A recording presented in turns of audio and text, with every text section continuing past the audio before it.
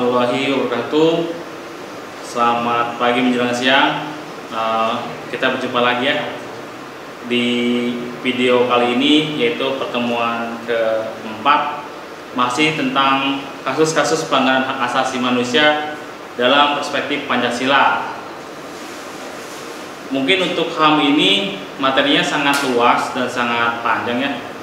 Kenapa HAM itu materinya seakan begitu banyak? Karena memang terbukti HAM harus ditegakkan, karena banyak sekali orang-orang itu yang melanggar hak asasi manusia. Meskipun sudah ada peraturannya, sudah ada undang-undangnya, tetap saja HAM itu masih aja ada yang melanggar.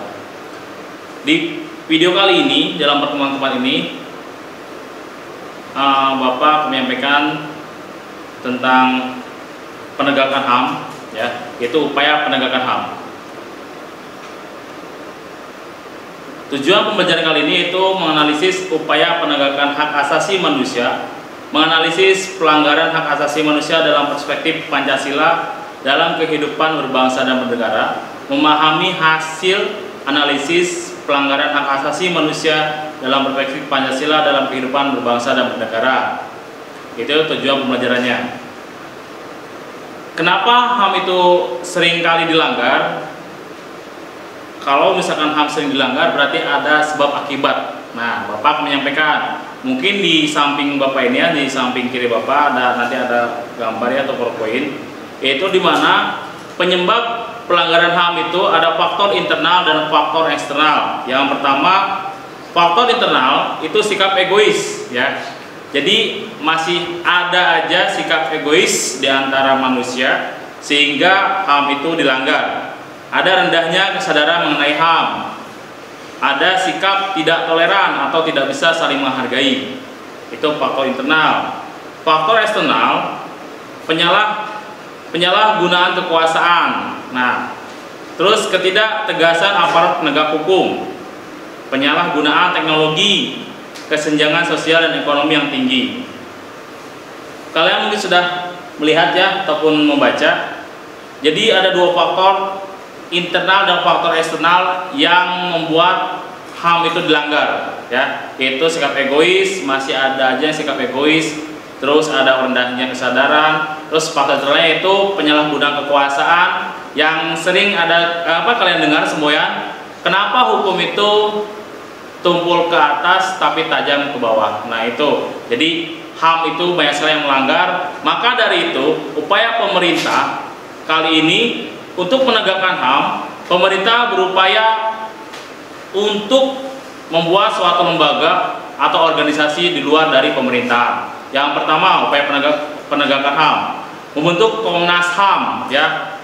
Yang kedua, membentuk Komisi Perlindungan Anak, pembentukan Komisi Perlindungan Perempuan, dibentuknya undang-undang tentang hak asasi manusia. Nah, dari mana dasar hukumnya? Yang pertama itu Pancasila, Undang-Undang 1945, batang tubuh pasal-pasal Undang-Undang Dasar 1945, TAP MPR nomor 17 MPR 1998 dan undang-undang. Yang pertama, apa sih Komnas HAM? Komnas HAM di sini yaitu Komisi Nasional Hak Asasi Manusia atau Komnas HAM adalah sebuah lembaga mandiri di Indonesia yang kedudukannya setingkat dengan lembaga negara lain, ya, yang berfungsi melaksanakan kajian perlindungan, penelitian, penyuluhan. Nah, Komnas HAM juga pada nomor 50 tahun 93, Komisi Nasional Hak Asasi Manusia mempunyai kelengkapan yang terdiri dari sidang paripurna. Terus di sini ada wewenang Komnas HAM. Yang pertama yaitu melakukan perdamaian pada kedua belah pihak yang bermasalah. Nah, jadi dalam Komnas HAM ini ya, ada wewenangnya yaitu melakukan perdamaian pada belah pihak yang bermasalah. Yang kedua, menyelesaikan masalah secara konsultasi maupun negosiasi. Jadi bukan perang ya, tapi melalui konsultasi atau negosiasi, berarti ngobrol atau bermusyawarah. Yang ketiga yaitu menyampaikan rekomendasi atas suatu kasus pelanggaran hak asasi manusia kepada pemerintah dan DPR untuk ditindaklanjuti. Jadi Komnas HAM ini berwenang untuk melaporkan ke DPR jika ada pelanggaran HAM yang memang sangat urgent sekali, sangat riskan, jadi harus diuruskan gitu. Yang kedua yaitu pembentukan Komisi Perlindungan Anak ya, KPAI. Komisi Nasional Perlindungan Anak ini disingkat menjadi Komnas PA atau adalah organisasi di Indonesia dengan tujuan memantau, memajukan, melindungi serta mencegah berbagai kemungkinan pelanggaran hak anak yang dilakukan oleh negara atau perorangan. Jadi kenapa harus ada Komisi Perlindungan Anak? Karena banyak sekali kekerasan pada anak ya, terutama ya kalau kalian sering lihat di berita itu di Busen suka ada anak umur sekian meninggal karena dibunuh oleh ayah tirinya, atau anak umur sekian meninggal karena dibully oleh teman-temannya. Yang ketiga ada pembentukan Komisi Perlindungan Perempuan. Nah, bahagialah buat kaum perempuan karena kalian dilindungi oleh pemerintah atau Komnas HAM ya. Sudah ada undang-undangnya.